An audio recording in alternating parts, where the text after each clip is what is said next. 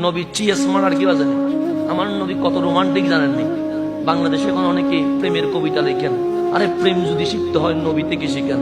যদি বলেন কেমনে, আমার নবী অশ্লীলতা পছন্দ করে না, বেহায়াপনা পছন্দ করে না। কিন্তু আম্মা জান আয়েশা বলে, জানো আমার রসুল কিরকম রোমান্টিক? আমরা বললাম কিরকম?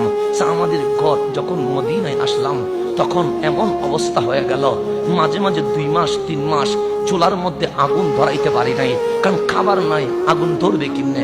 চাউল থাকলে তো আগুন ধরবে, চাউলেই নাই, আগুন ধরবে কেমনে? আমরা 2টা মানুষ, আমি আর রসুল, কখনো পানি কখনো শুকনা খেজুর, এগুলা দিয়ে আমাদের জীবন চলেছে।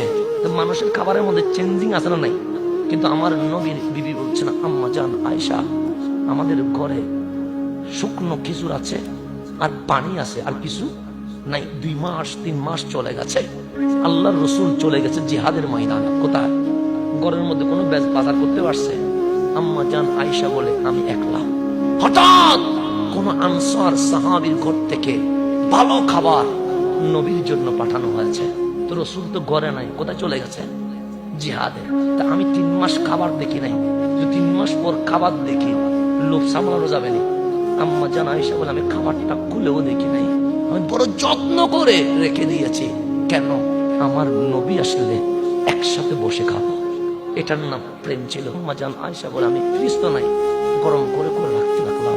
3-4 দিন পর ইসলামের বিজয় হয়ে গেল, রহমতুল লিল আলামিন ঘরে আসলেন। আমি আয়েশা বললাম, নবী গো, আপনি অনেক পেশান ক্লান্ত হয়ে গেছেন, আপনি ফ্রেশ হয়ে নেন, গোসল করে নেন। আমি আয়েশা আপনার জন্য খাবারের কি করব, ব্যবস্থা করব। দস্তরখানা বিছাইলেন, খাবার নিয়ে আসলেন, 2টা প্লেট রাখলেন। আমার নবী আসলেন, বসলেন, দেখে খুব চমৎকার খাবার। ডাক দিলেন, আয়েশা, বাজার তো করতে পারি নাই, খাবার আসলো কোত্থেকে? আম্মা জান আয়েশা বলেন, নবী রে, খাবার তো আসছে 2 দিন আগে, কিন্তু আপনি নাই, সেজন্য আমি ধরে দেখি নাই, বড় যত্ন করে রেখে দিয়েছি। নবীর মদিনার অমুক সাহাবী পাঠিয়েছে। আমার নবী হোসেন ভালো হয়েছে, বসলেন। প্লেট কয়টা? আমার রসুল বললেন, আয়েশা, এখানে প্লেট 2টো কেন? আম্মা জান আয়েশা বলে, একটা আপনার আর একটা আমার। আমার রসুল একটা প্লেট সরাইয়া দিলেন, 1 প্লেটে খাবার নিয়া 1 লুকমা খাবার আম্মা জান আয়েশারে খাওয়ায়া দে, আর 1 লুকমা খাবার আমার নবী নিজে খায়।